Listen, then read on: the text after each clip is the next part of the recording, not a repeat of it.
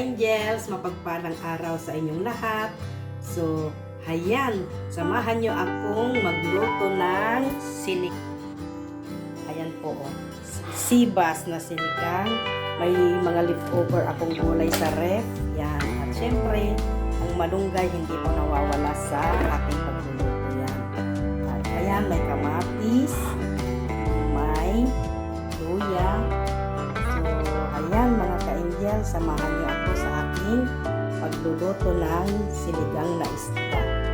So, tara mga ka-angel, umpisahan na natin lutuin ang ating isda.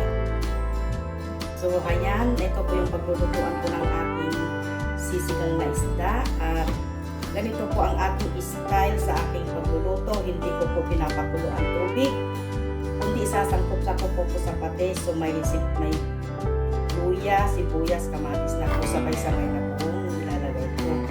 At bago ko po pagpatuloy ang ating pagluluto, welcome to my YouTube channel for Lucky Angels Vlog. At tara, samahan niyo ako mga ka-angels. Ayan, nailagay ko na ang mga kamatis. At kanya-kanya naman po kasi tayong style ng pagluluto dito ba? May kanya-kanya tayong style, pero ako po, ganito po ang aking pagsisigang. Hindi ko po pinapakulo sa tubig para matanggal ang wag malansa, para hindi po tanggal lansa. Tapos lalagyan po natin ng patis. So yan ang ginagawa ko, sinasangkot sa mga ka-angels. At kung natatakot naman kayong masunog, lagyan nyo po ng kunting-kunting tubig. Kasi may sariling tubig po yung isda na yan. So, ganyan lang mga ka-angels. At isasalang natin. Ayan. Tignan nyo mamaya mga ka-angels kung anong nangyayari dyan. Ayan.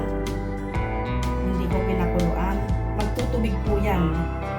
So, ayan. Samahan nyo ako mga ka-angels sa aking pagluluto at ating takpan at ating i-check mamaya. Papakita ko sa inyo mga ka-angels kung yung tubig na lalabas sa isda. So, ayan mga ka-angels, ating buksan na ating i-check na ang ating niluluto at ayan na nga.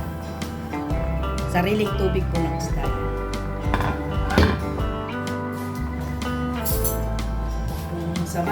Kung sa bagay may kanya-kanya tayong style sa pagluluto. Ako po hindi. Yan po, ganyan po, sangkot sa po ang tawag ko po dyan. Kahit po magsigang ako ng karne, ganyan. Papailalim po yung mga ricado. So, patutuyuin pa po natin ng konti.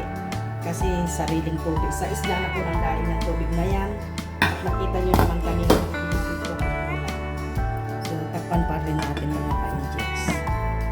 At hindi pa siya nasangkot sa mabuti. Yan mga ka-angels, ating i-check muli. Ayan, okay na siya. Ang bango. Ganyan po akong magluto. Ilocano style. Hindi ko po, ayan.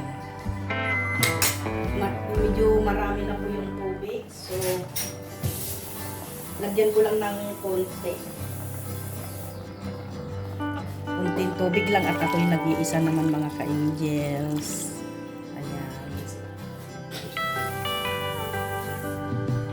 Gusto ko lang kung maghigop ng sabaw at ako'y may sipon. Dito may lagnat. Mahirap po dito sa ibang bansa. Pag may sakit ka, hindi ka po pwedeng maglutuan mo yung sarili mo, alagaan mo sarili mo. Buhay dito sa ibang bansa. So, ayan mga ka-angels, pakuluin natin at ilagay na natin yung ating mga gulay pag kumulo mga ka-angels. So, ayan, samahan nyo lang ako mga ka-angels sa aking pagluluto ng aking sibas na isda na sinigang na isda. Sinigang na isda, sibas na isda. Basta ayun na mga ka-angels, whatever. So, ayan, atin lang i-check at atin lang ilagay yung ating mga gulay mga ka-angels. At ating ilagay ang ating pechay.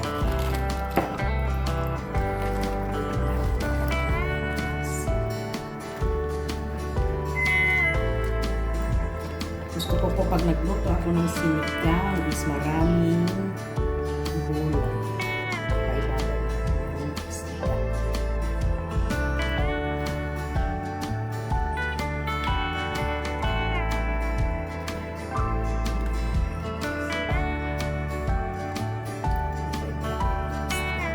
Ayan.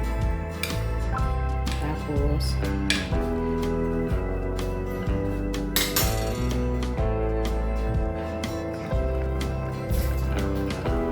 bukod sa may ano na mga ka-angels, may ano na to, pechay. Lalagyan ko pa po ng guys. Saka itong spinach pala, leftover na lang po sa ref yan. Sayang naman mga ka-angels kung itatapon at pwede pa naman. So, ayan. Ilagay ko na rin ang aking malunggay na walang kamatayan na malunggay. Ayan mga ka-angels. Kasi maraming benefits ang malunggay. So, tuwing magluluto po ako, talagang may malunggay po ako inilalagay. Buha lang ako. Kanina kumuha ako sa labas. Marami pong may puno po ng malunggay, may puno ng malunggay sa aming tagiliran.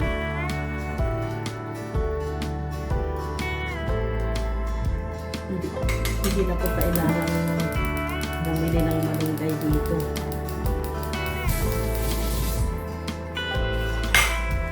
Ayan mga ka-angels. So, diba, makulay na naman ang buhay. Green na naman. Leafy green vegetable tayo palagi.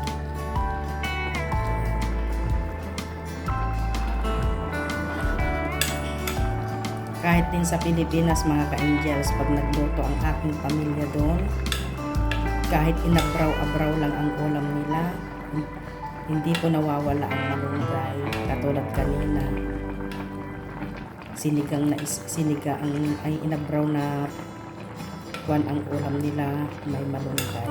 Always may malunggay po.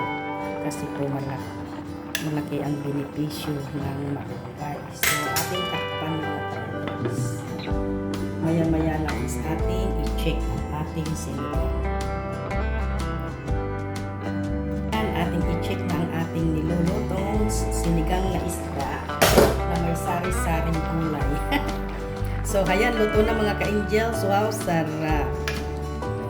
Kainan na. Pero parang gusto ko po ang may kamats na sinangag na dilis. Kaya magsasarap po ako ng dilis. Hindi pa po dyan magtatapos ang aking nilulutuan. Parang kasarap ang may kasamang sinangag na dilis mga ka-angels. So, tayo magsangag ng dilis. So, ayan mga ka-angels, samahan niyo ako magsangag-sangag ng dilis. Sinasangag ko na yung aking dilis.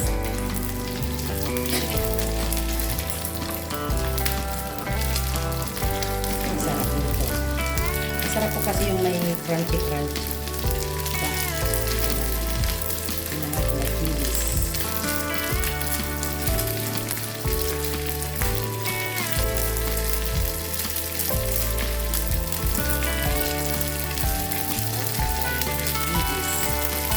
Malapit na.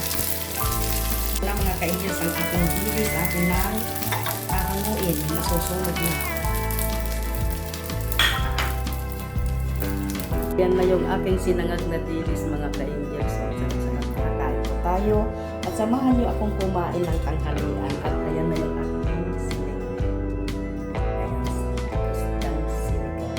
So, pagsakto pa magkain tayo mga ka-angels. So, ayan mga ka-angels. Tara, samahan niyo ako sa aking tanghalian.